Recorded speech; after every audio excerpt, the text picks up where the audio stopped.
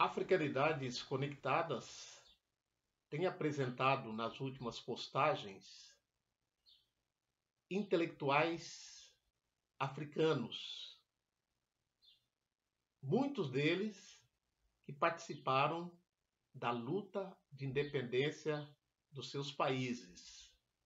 Aqueles, numa expressão gramsciana, aqueles intelectuais orgânicos que, ao mesmo tempo que tinham o pé na academia, também tinham um pé no cotidiano, no dia a dia das populações, sobretudo na luta pela independência. Hoje vamos apresentar Kwame Nkrumah, de Gana. Ele nasceu em 21 de setembro de 1909. Foi a maior liderança política e ideológica da luta pela independência de Gana e um dos mais influentes pensadores do movimento pan-africanista, que um dos slogans era África para os africanos. Ele foi um dos que se colocou em favor da luta pela autodeterminação dos povos, sobretudo do povo africano. Foi o primeiro ministro de Gana desde a sua independência em 1957 até 1966, quando sofreu um golpe de Estado apoiado pelo governo britânico.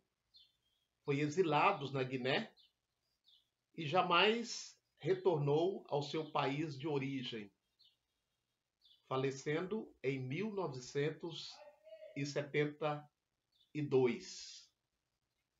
Ele é autor das seguintes obras: A África Deve Unir, 1963, Personalidade Africana, 1963, Consciencismo, 1964, Guia de Bolso para a Guerrilha Revolucionária, 1968, e Luta de Classes na África, 1970. Vamos ler aqui um pequeno trecho de uma sua publicação de 1961, cujo título é Eu Falo de Liberdade. Abre aspas. Durante séculos, os europeus dominaram o continente africano. O homem branco se arrogou o direito de governar e ser obedecido pelos não brancos. Sua missão, dizia ele, era civilizar a África. Sobre esse manto, os europeus roubaram o continente de vastas riquezas, infligiram sofrimentos inimagináveis ao povo africano. Tudo isso forma uma história triste, mas agora devemos estar preparados para enterrar o passado com suas memórias desagradáveis e olhar para o futuro. Tudo o que pedimos às antigas potências coloniais é sua boa vontade e cooperação para remediar os erros e injustiças do passado e conceder a independência das colônias na África.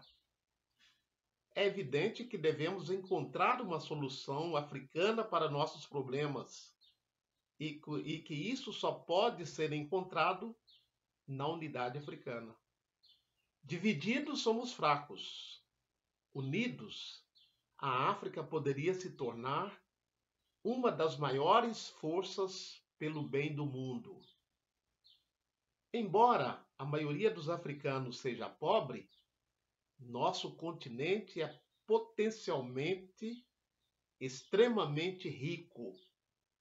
Nossos recursos minerais que estão sendo explorados com capital estrangeiro apenas para enriquecer investidores estrangeiros, vão desde ouro, diamantes até urânio e petróleo. Nossas florestas contêm algumas das melhores madeiras para serem cultivadas em qualquer lugar. Nossas culturas comerciais incluem cacau, café, borracha, tabaco e algodão. Quanto à energia, que é o maior fator importante em qualquer desenvolvimento econômico, a África contém mais de 40% da potência hídrica potencial do mundo, em comparação com cerca de 10% na Europa e 3% na América do Norte. No entanto, até agora, menos de 1% foi desenvolvido. Esta é uma das razões pelas quais temos na África o paradoxo da pobreza em meio à abundância, da escassez em meio à fartura. Nunca antes um povo teve ao seu alcance, uma oportunidade tão grande de desenvolver um continente dotado de tanta riqueza. Individualmente, os estados independentes da África, alguns deles potencialmente ricos, outros pobres, pouco podem fazer para os seus povos. Juntos por ajuda mútua, eles podem conseguir muito, mas o desenvolvimento econômico do continente deve ser planejado e perseguido como um todo.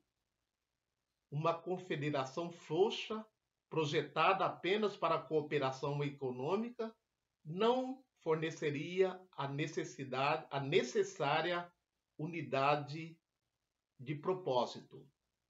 Somente uma forte união política pode fazer o desenvolvimento pleno e efetivo de nossos recursos naturais para benefício de nosso povo. Fecha aspas. Em suma, Nkrumah está falando da necessidade da unidade africana no contexto das lutas de independência na década de 60 e 70. A união dos povos africanos contra o imperialismo ocidental europeu. Importante lembrar que esse movimento não terminou no processo de independência. Hoje, nós podemos encontrar no continente africano movimentos que continuam os ideários de Nkrumah, embora exista também no continente parceiros do imperialismo, aqueles que usufruem com a pobreza da grande maioria dos africanos. Portanto, a África tem os seus exploradores externos e os colaboradores internos do continente africano, aqueles que cooperam com o imperialismo, com a exploração, porque usufruem dessa condição. Como dizia Amílcar Cabral, é preciso descolonizar as mentes.